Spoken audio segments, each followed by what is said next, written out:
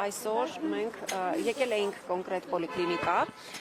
այն հնարավոր դժգոհությունները եւ առաջարկները լսելու, որոնց մասին մենք խոստացել էինք ազգային ժողովում հենց ուղիղ եթերում։ Մենք լսել ենք եւ արձանագրել ենք բազմաթիվ դժգոհություններ մինչեւ այստեղ գալը համակարգային եւ հիմա որոշել ենք, որ տարբեր այցերով պիտի մենք ուղիղ բժիշկներից հասկանանք ինչ խնդիրներ կան։ Մենք հանդիպեցինք այսօր երկու կաբինետային բժիշկների հետ եւ երկուսի մոտ էլ արձանագրեցինք, որ իրենք աշխատավարձը ցածր են ստացել։ Այսինքն ծանրաբեռնվածությունը մարդկանց մեծանում է, բայց իրենց վարձատրությունը, աշխատավարձը համահավասար չի իրենց ծանրաբեռնվածությանը։ Սա արդեն խնդիր է, որ պիտի լուծի նախարարությունը։ Բարձր խոսելով, մունատ գալով, ագրեսիվ վերաբերմունքով ազգային ժողովի ամբիոնից չի կարելի հարցերին համարել հարցերը լուծված եւ հարցերին տալ վերջնական պատասխան։ Մենք տեսնում ենք, որ բժիշկները աշխատում են ծանրաբեռնված, բայց չեն վարձատրում այնքան, ինչքան որ պիտի վարձատրվեն։ Եվ այստեղ կա բժշկի աշխատանքային իրավունքի հստակ խախտում, մասնագիտական իրավունքի իրացման անհնարինություն եւ ի վերջո բժիշկները կորցնել են իրենց մոտիվացիան։ Դուք լսեցիք, որ մանկաբույժը ասում է, ես 4 ամիս արդեն, այսինքն այս ամբողջ տարին իրենք աշխատում են բարեգործական հիմունքներով։ Իրենց խորհրդատվությունների համար չեն վարձատրվել այս մարդիկ։ Եվ մենք ուզում ենք, որ մեր երեխաներին լավ բուժել, մարդը ինքը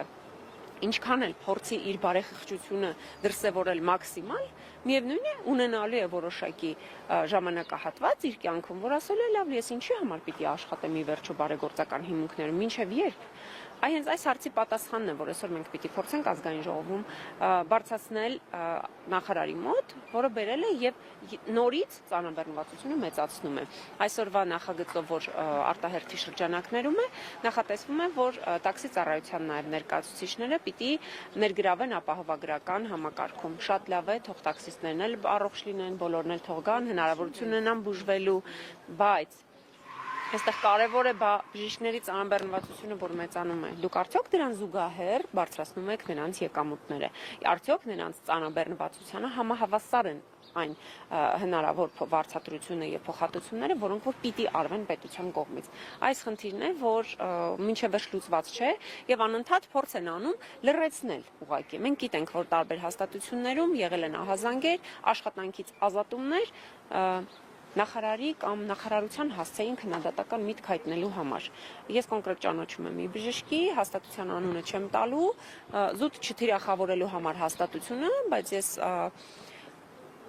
նաև ահազանգի միջոցով եմ ուզում սա հնչեցնել եւ եթե շարունակվի այդ գործընթացը, արդեն մենք հստակ անուններով ենք խոսելու, որովհետեւ չի կարելի բժիշկների մասնագիտական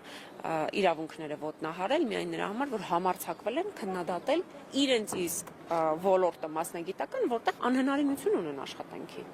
Սա խնդիր է եւ մանավանդ հիմա մենք երբ որ տեսնում ենք, որ հունիսի 7-ն է մինչեւ ամեն ինչը պլանավորվում, բոլոր բյուջետային հատկացումները,